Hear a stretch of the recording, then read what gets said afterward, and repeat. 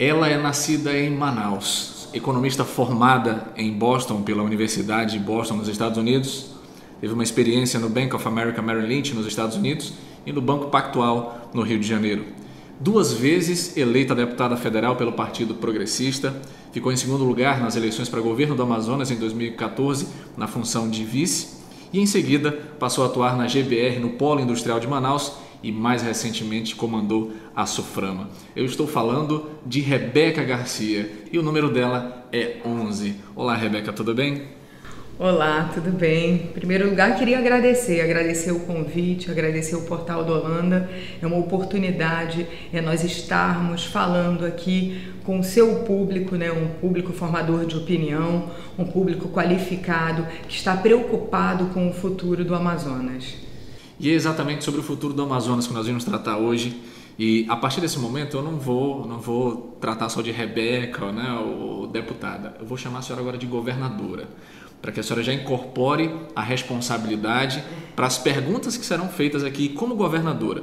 Como é que a senhora vai atuar diante dos questionamentos que vão ser feitos? Mas antes de mais nada, eu queria entender como foi esse momento. Essa eleição é uma eleição atípica, para um mandato muito curto, é pouco menos de um ano. O que levou a senhora a decidir entrar nessa disputa?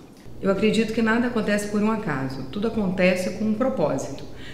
E já em 2014, a minha intenção era ter sido candidata ao governo como cabeça de chapa.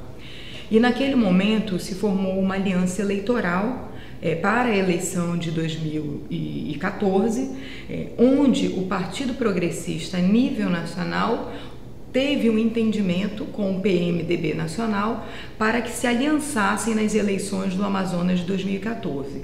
E aí nasceu a chapa onde eu entrei como vice-governadora.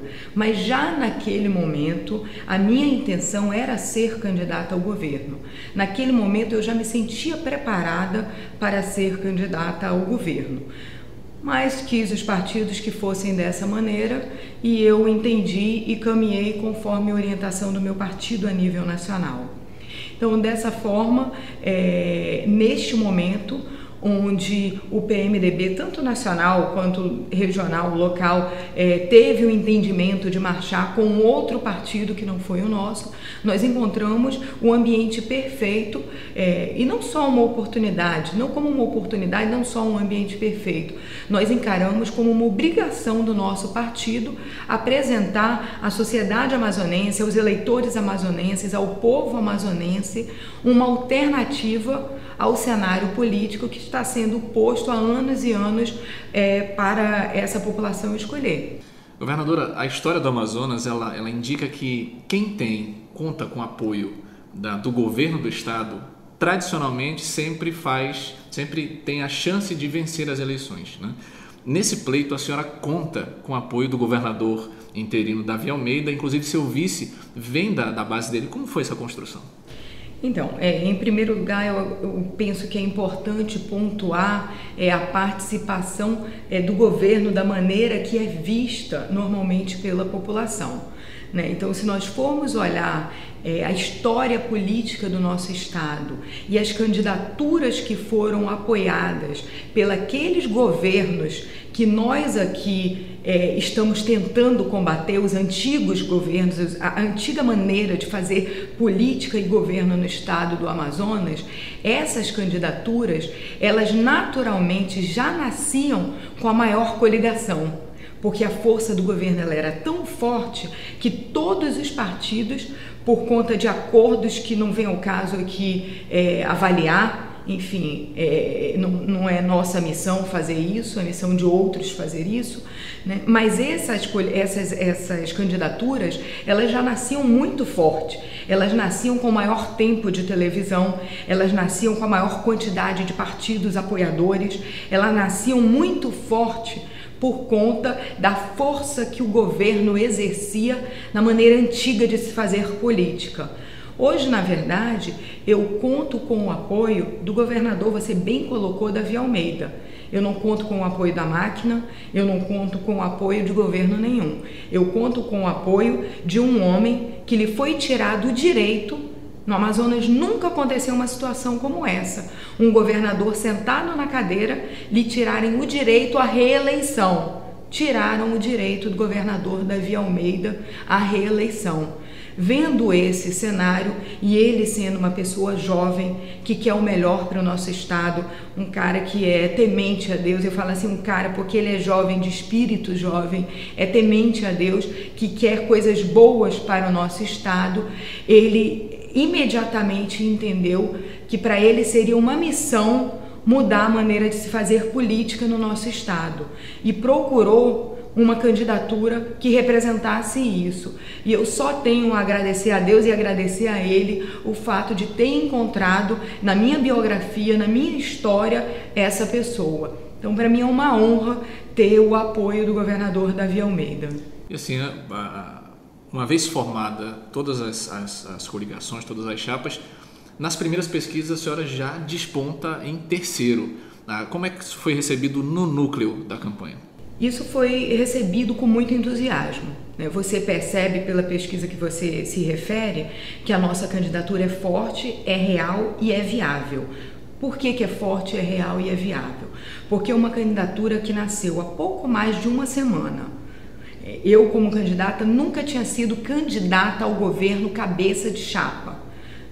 Então essa candidatura de apenas uma semana, ela já aparece num cenário de segundo turno, empatada tecnicamente com um ex-governador e ganhando de outro ex-governador.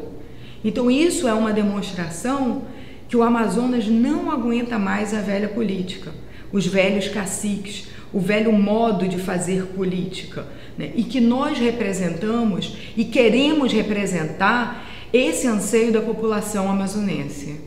Muito bem, para você que nos acompanha, estamos nesse momento conversando com a governadora, e eu falo governadora, estou chamando já de governadora para ela entrar no espírito da coisa, a Rebeca Garcia, pelo PP número 11, né?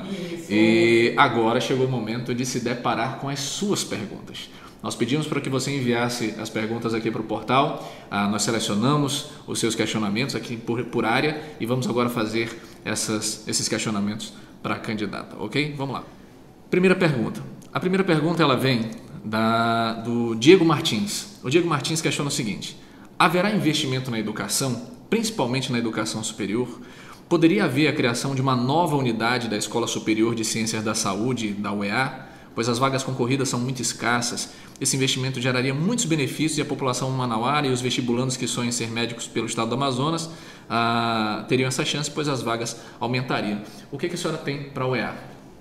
Então, com a experiência da SUFRAMA, porque é importante pontuar a importância do polo industrial de Manaus para a manutenção da UEA. As indústrias do polo industrial de Manaus, elas contribuem para a manutenção da UEA. Então, desde o primeiro momento, eu tive esse contato e enxerguei a importância da UEA no nosso estado. Hoje, o estado do Amazonas tem como primeira fonte econômica, para não dizer a única e principal, o polo industrial de Manaus. Que é assegurado por um tripé de incentivos. O incentivo federal, o incentivo estadual, incentivo federal que não é o nosso da SUFRAMA, mas que é o da SUDAM. E esse pacote de incentivos é que faz a nossa economia ser pulsante. Mas vai chegar um momento onde nós precisamos construir uma alternativa a isso. E nós só enxergamos uma solução no fortalecimento do conhecimento, no que diz respeito à indústria. Hoje nós vivemos um momento mundial, que é o da indústria 4.0, onde o conhecimento é mais importante do que o processo em si. Porque com a automatização das fábricas, cada vez mais você vai precisar de mão de obra. E como nós vamos inserir essa mão de obra nessas fábricas? Nós só teremos condições de inserir se nós conseguirmos criar um polo de inteligência, como foi feito muito bem nos Estados Unidos, o conhecido Vale do Silício. Então nós temos recursos para isso, Nós temos capital humano para isso e a UEA pode ser o berço aonde vai nascer todo esse trabalho. Agora passa por um fortalecimento da instituição, passa por investimento na instituição, na qualificação dos seus mestres, dos seus doutores, dos seus professores, porque você só tem aluno bom quando você tem professor bom, quando você tem mestre bom e quando você tem doutor bom. Essa é a mesma visão que nós temos para o esporte, por exemplo. Por que nós não temos atleta de ponta? Porque nós não temos técnicos de ponta. Então nós precisamos investir nos nossos técnicos para poder os nossos atletas ficarem melhor qualificados. A mesma coisa é para a educação. Muito bem, então assim, pelo que eu estou percebendo, a senhora é uma apaixonada por essa questão de inteligência incorporada e ao mesmo tempo próxima da indústria, tantos né? livros sobre isso que tu nem sabe. E assim, nesse contexto, a Rosiviana, ela pergunta, apesar de ser um curto período de governo, né, os sonhos são gigantes, mas o período é muito curto, ela pergunta, qual será a sua prioridade? A minha prioridade vai ser a gestão. Né? Por ser um curto período de governo, como a Rosiana colocou, o que a gente precisa organizar a administração pública. Como é que nós vamos organizar a administração pública? Nós vamos organizar, Rosiana, enxugando a máquina. Nós temos que rever o número de secretarias. É um absurdo nós pensarmos que se nós formos considerar secretarias, autarquias, enfim, tudo aquilo que é considerado com status de secretário de Estado ou secretaria, nós temos mais de 50. Né? Eu vou te dar um exemplo, o governo de Goiás tem 10, 11, 12 no máximo. Né? Então, assim, não há necessidade de uma superestrutura para uma boa gestão. Nós precisamos rever contratos.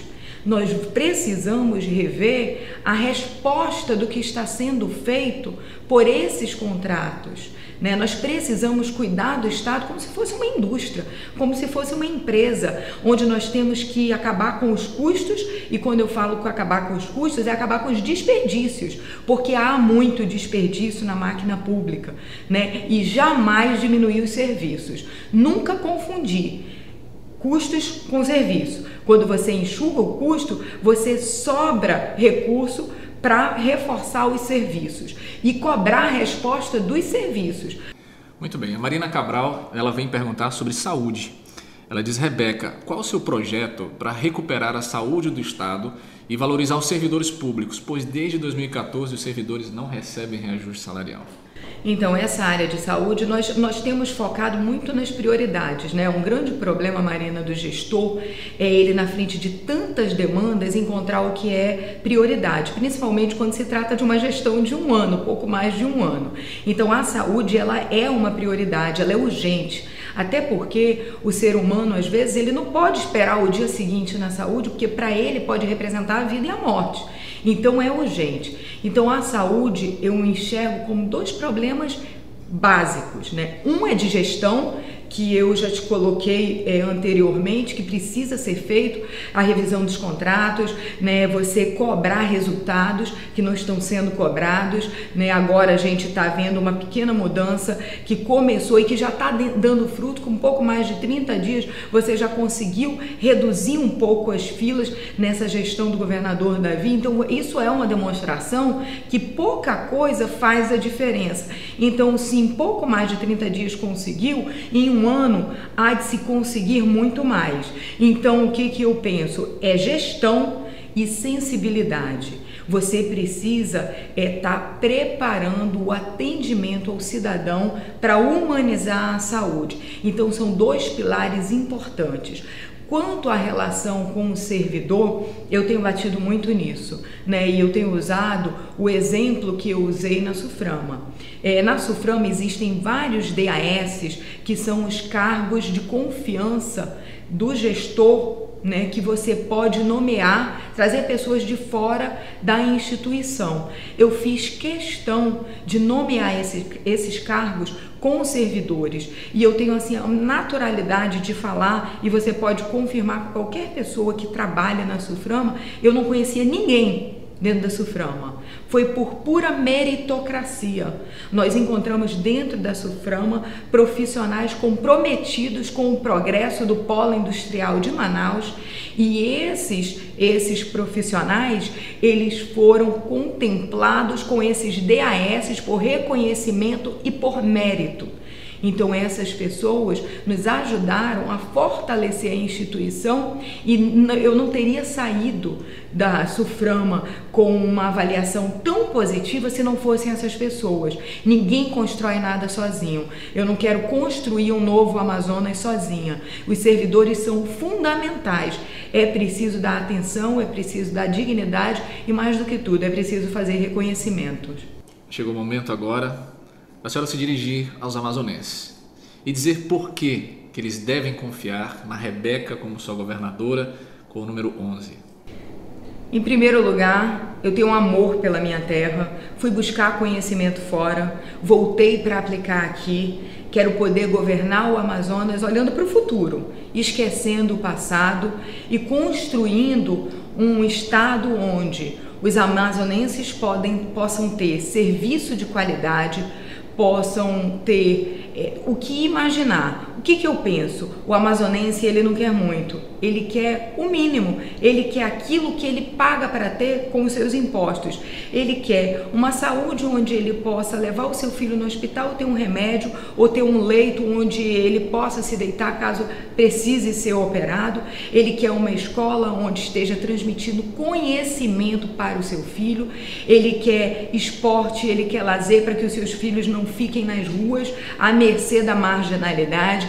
Ele quer segurança para poder ir e vir todo dia para o trabalho e chegar em casa e poder usufruir da sua casa em segurança com a sua família. Ele quer emprego. A nossa gestão trabalha muito no sentido de querer atrair investimentos para que nós possamos trabalhar a geração de emprego e renda na nossa região.